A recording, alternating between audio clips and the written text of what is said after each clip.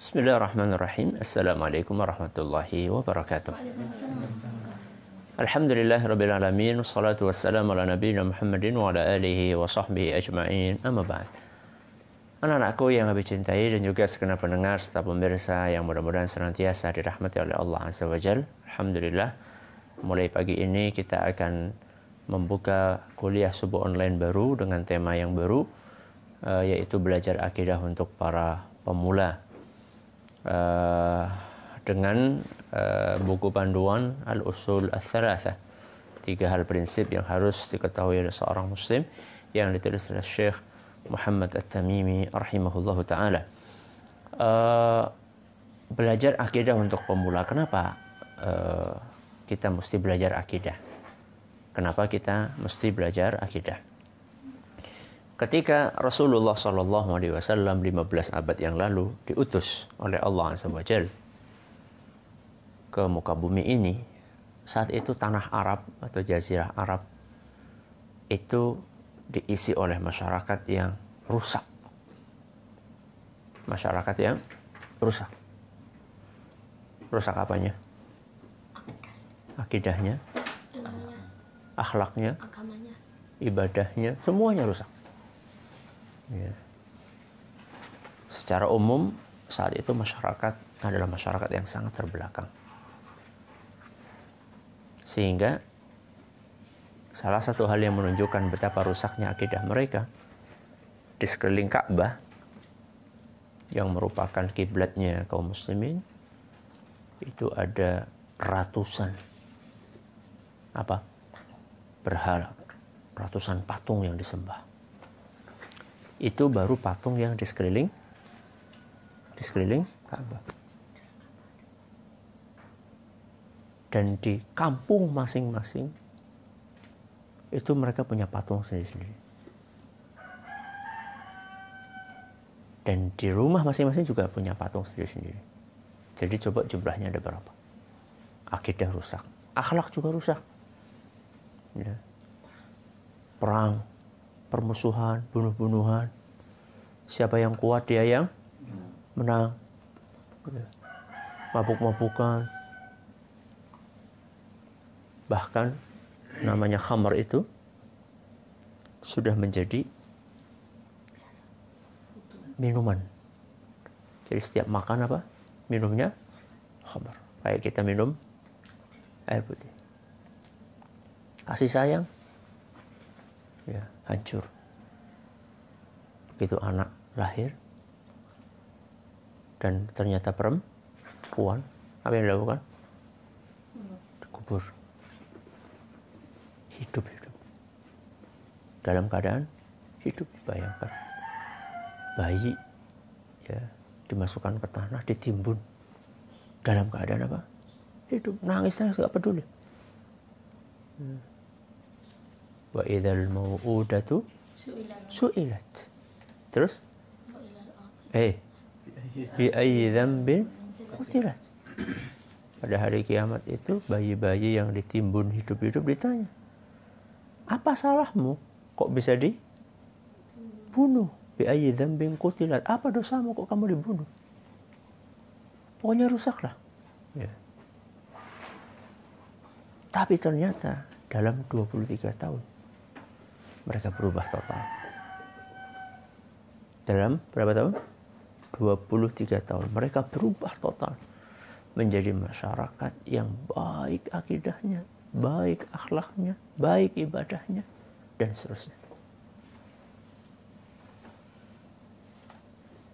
Mereka menjadi manusia-manusia yang manut, nurut sekali dengan Allah Azza wa Jalla. Tadi kita sampaikan bahwa orang-orang Arab itu rata-rata mereka hobinya minum khamr. Begitu diturunkan ayat yang mengharamkan khamr, langsung mereka tinggalkan. Diceritakan saat itu lorong-lorong jalan-jalan yang ada di Madinah itu becek semua. Karena apa?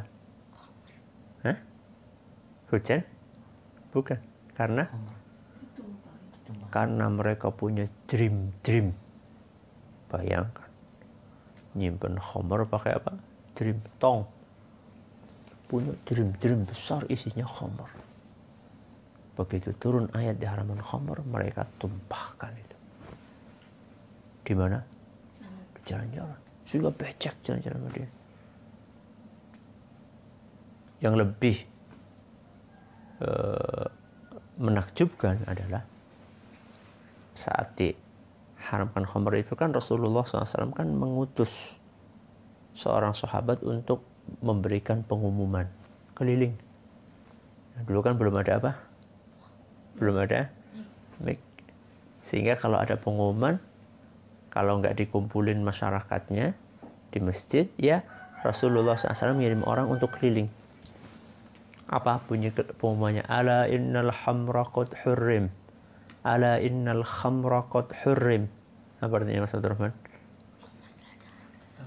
Ketahuilah bahwasanya khamar mulai hari ini telah diharamkan. Ketahuilah sesungguhnya khamar mulai hari ini telah diharamkan. Keliling gitu. Nah, ketika ada pengumuman itu, ada sebagian sahabat lagi minum khamar bareng di sebuah taman. Dan itu saat itu memang boleh, awal-awalnya memang boleh. Ya sampai tahun 3 Hijriah. Jadi berapa tahun itu? 13 tambah 3 berapa? 16 tahun. Masih diperbolehkan. Ya. Begitu 16 tahun lewat setelah diutusnya Nabi Muhammad SAW diharamkan. Itu orang-orang para sahabat ini yang lagi pada minum-minum bareng di mana tadi? Di taman. Begitu dapat pengumuman seperti itu, maka langsung botol atau bejana yang mereka atau gelas yang mereka gunakan untuk minum, mereka tumpahkan yang ada di botol tadi. Bahkan yang sudah masuk kemana? Mulut sudah tinggal dia kan? Tinggal ditelan sama mereka dimuntahkan. Padahal tinggal di apa? Tinggal ditelan. Yang jadi pertanyaan, kenapa mereka nurut banget? Suka? Hah? Padahal dulunya mereka tak bisa ninggalin. Karena saking terbiasanya mereka untuk minum khamar. Kenapa kira-kira nggak suka? Mereka nurut banget. Coba sekarang kalau misalnya nggak boleh gitu, kita nih Abi atau Umi bilang apa sesuatu misalnya, ini nggak boleh mas, kalian lakukan? Kadang dilakukan, kadang tidak. Kadang nyuri-nyuri melakukan. Kenapa para sahabat saat itu mereka nurut banget sama Nabi Muhammad SAW? Begitu haram tinggalin. Kenapa suka? Mas Anjas. Terus iman. Karena apa? Iman. Karena akidah mereka yang sangat kuat. Inilah rahasianya kenapa khamr itu diharamkan 16 tahun setelah Rasulullah SAW diutus. Jadi ternyata Rasulullah SAW diutus oleh Allah Azza wa Jalla itu bukan pertama kali, ayo kumpul dakwah langsung khamr haram. Tapi oleh Rasulullah SAW digarap, dibenarkan, dikuatkan apanya? Akidahnya dulu. Oleh Rasulullah SAW dikuatkan supaya punya akidah yang kokoh dulu, keimanannya dikuatkan. Keimanan mereka kepada Allah Azza wa Jalla. Makanya kalau anak-anakku perhatikan, ya, rata-rata surat-surat juz amma itu surat-surat makkiyah. Apa artinya surat makkiyah, Mas? Diturunkan Mekah. Hah? Diturunkan Mekah. Bukan. Apa maksudnya, Mas? Oh, setelah itu hijrah. Akidah. Setelah hijrah Rasulullah ke Madinah. Setelah hijrah ke Madinah, itu namanya surat apa? Madaniyah. Berarti kalau Makkiyah apa? Sebelum. Ya, surat-surat yang diturunkan sebelum Nabi hijrah. Itu rata-rata adalah cerita tentang keimanan. Coba anak-anakku perhatikan. Ya. Coba anak-anakku perhatikan bagaimana surat-surat juz amma. Cerita tentang akhirat. Ya, amma yatasa alun anin naba'il azim. Apa naba'il azim, Mas Abdurrahman? Berita yang besar. Apa itu? Hari kiamat. Ya. Jadi anak-anakku perhatikan tentang hari kiamat, tentang surga, tentang neraka. Ya. Idza zulzilatil ardu zilzalaha. Apa artinya, Mas Bukasha? Apabila Bumi dikoncangkan. Kapan itu? Hari kiamat. Udah nak, jangan sibuk dengan kertas ya, nanti nggak konsen. Nah.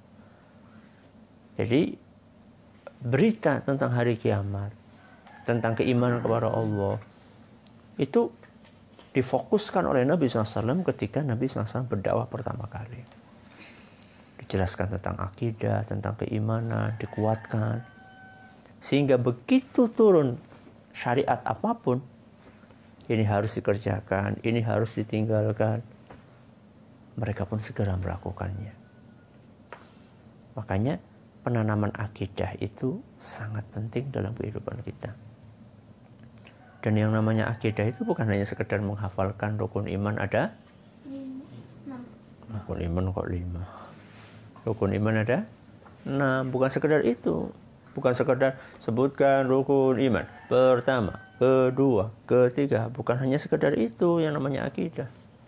Akidah itu bukan hanya sekedar dihafal, tapi akidah itu diyakini.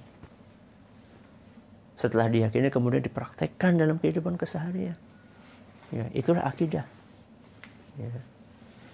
Sehingga ketika orang akidahnya sudah kuat, kemanapun dia berada, dia merasa diawasi oleh Allah Azza wa Jalla. Sehingga tidak ada yang namanya nyuri-nyuri, umpet-umpetan. Kalau ada abi, ada umi, nggak melakukan. Kalau ada abi, umi, nggak melakukan. Kalau nggak ada, melakukan. Enggak. Karena akidahnya sudah kuat, maka yang dijadikan oleh dia sebagai utama, pikiran utama adalah saya diawasi sama Allah Azza wa Jalla. Saya di pondok diawasi sama Allah. Saya di perpustakaan diawasi sama Allah. Saya di luar rumah diawasi sama Allah. Saya di perjalanan, di mobil diawasi sama Allah. Dimanapun saya berada, saya diawasi oleh Allah Azza wa Jalla. Ya, itulah yang namanya keimanan. Itulah yang namanya akidah. Ya. Sehingga yang kita dapatkan para sahabat itu adalah manusia-manusia yang luar biasa dalam ketakwaannya kepada Allah Azza wa Jalla. Nah, anak-anakku dan para pendengar serta pemirsa, belajar akidah itu butuh tahapan. Belajar akidah itu butuh tahapan. Udah ya nak? Yang fokus ya belajarnya ya, Mas Abdurrahman, Mas Ukasha. Dari tadi mainan terus, ya. Sudah berapa kali diingatkan sama Abi? Ya, yang besar harus jadi contoh, ya. Jadi contoh buat yang lainnya. Malah lebih tenang Mas Anjasah dari tadi. Jangan diulangi lagi ya. Jadi Rasulullah SAW ketika beliau berdakwah, beliau memfokuskan kepada akidah. Kenapa demikian? Karena akidah adalah pondasi. Sebuah bangunan itu akan kuat ketika apa? Pondasinya kuat. Sekarang